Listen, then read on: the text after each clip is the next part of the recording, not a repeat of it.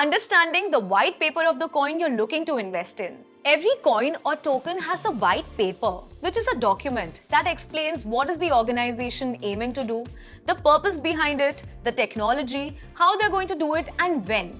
It is also essential to know who the people behind it are, their background, and the progress they have made in the project. Market activity.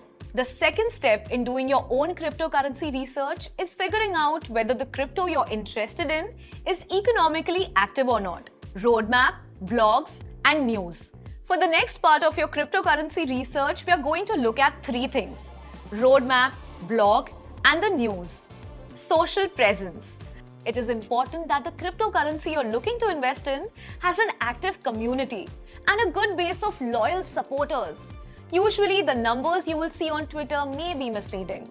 It is better to check the conversations about the coin on Reddit or Bitcoin Talk.